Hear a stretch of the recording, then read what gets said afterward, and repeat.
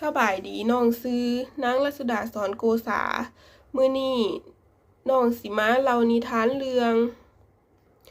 หมากกะโพกในเมื่อก่อนมีผัวเมียคู่หนึ่ง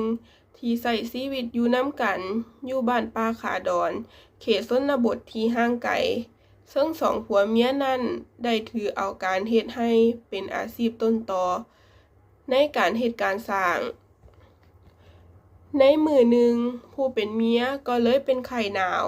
และผู้เป็นผัวก็บ่ฮู้สิเฮ็ดแนวใดย้อนว่าบ่มีโรงหมออยู่ใกล้หรือว่าบ่ฮู้จักผู้เป็นผัวก็เลยเอาไม้เหี้ยไม้พางที่แท่งแล้วมาเฮ็ดกองขึ้นแล้วก็ได้ดังไฟให้เมียผิงผู้เป็นเมียก็เลยอุ่นขึ้นในขณะที่ไฟไหม้ไม้เหี้ยไม้พางนั้นก็เลยเฮ็ดให้ไม้เหี้ยไม้พางแตก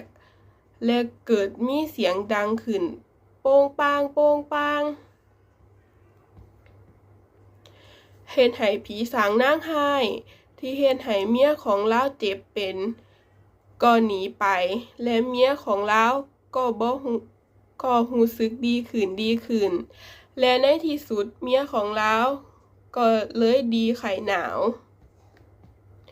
ฉะนั้นจึงเกิดเป็นที่มาของกะโพกที่พวกเราเอามาจูดให้มีเสียงดังในยามบุญต่างๆโป้งปางโป้งปางเพื่อแสดงถึงการท้าทาย